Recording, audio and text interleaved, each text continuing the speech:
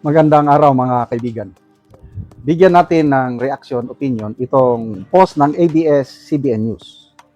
Palace Press Officer Claire Castro urges law enforcement agencies to prove Senator Panfilo Lacson's claim of a power grab.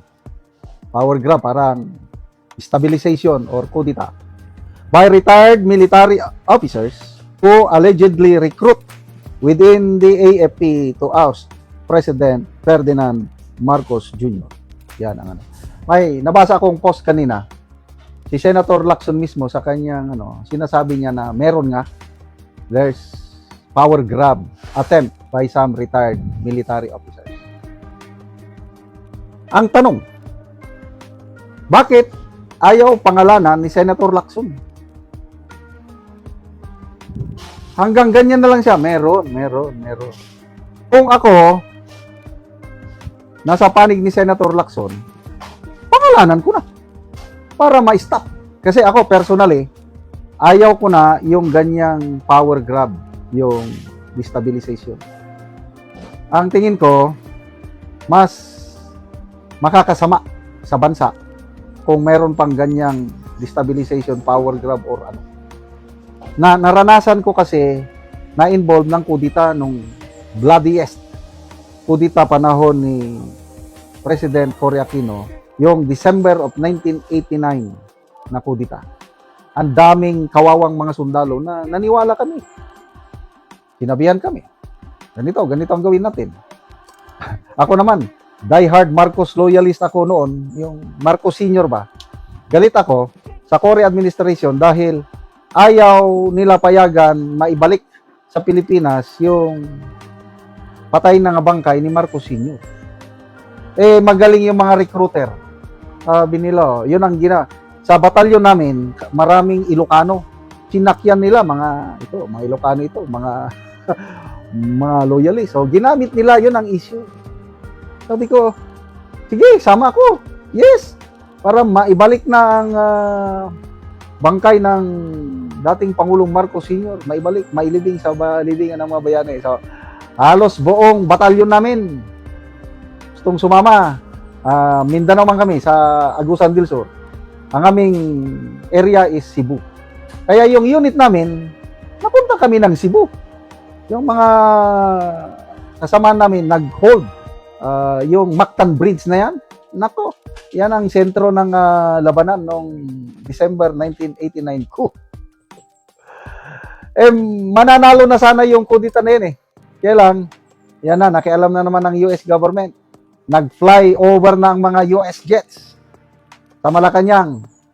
So yung kudita forces na malapit ng manalo, wala na silang magawa. US jets na yung lumilipad. Wala na, unti-unti, nabaliktad na ang iip ng hangin. Imbes na mananalo na sana yung kudita, wala. So talo kami. Ang daming nakulong. Kawawa ang mga sundalo sa kudita. Kaya personal experience ko na ayaw ko na ng kudita. Pasensya na.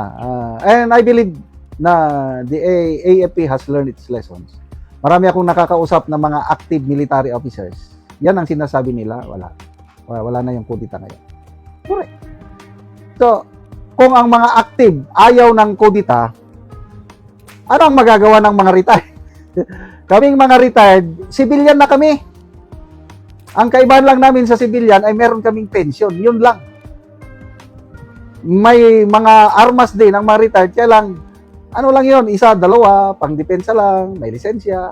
But to launch the kudita versus this administration, walang magagawa ang mga retired. Pag ang mga active nagkakaisa, nawawala. So, this is a exercise in futility. Walang mangyayari yung mga sinasabi yan na magkukudi-kudita. Kalukuhan yan. So, ang challenge ko kay Senator Lacson, pangalanan nyo na, sir, para matagam sila. Wala na. Ako, ang prinsipyo ko ganito, I voted for this president for 6 years. Kahit hindi magandang ginagawa niya, nakahanda ako na magtiis hanggang 2028. Nakapagtiis na nga tayo ng more than 3 years. Eh di, tiisin mo na lang ang 2020. Total, malapit na. May pag-asa pa naman tayo. Pag upo ni VP Sara, yan na, magkakaroon na tayo ng pag-asa. Sa ngayon kasi, kahit anong gawin na ng administrasyong ito, parang ang hirap ng makabangon. Yung ekonomiya natin bumabagsak, ang peso natin bumabagsak, wala ng mga investors, bumababa ng mga credit ratings natin, nasabayan pa ng krisis sa langis, tapos kaliwat kanan ng corruption. Talaga tama si VP Sara yung sabi niya na God save the Philippines. So, yun na lang. Dasal tayo sa Panginoon na makasurvive tayo until 2028. Higpit sinturon na lang. Itong ginagawa ng gobyerno ngayon na imbes na tanggalin na yung excise tax, VAT ng langis para naman maramdaman natin ang kaunti ang tulong ng gobyerno. Wala eh. Puros ayuda. Bigas, 10 kilos. Okay naman yan. 10 kilos. Isang linggo lang. Ubus na. After that, meron pa ba? Wala naman na. 5,000 ayuda sa mga drivers. After that, wala na. 200,000 bawat barangay. Paano mo yung i-distribute yung 200,000 sa napakaraming barangay residents? Pare-parehas ang amount per barangay. Hindi nila kinonsider yung number of population per barangay.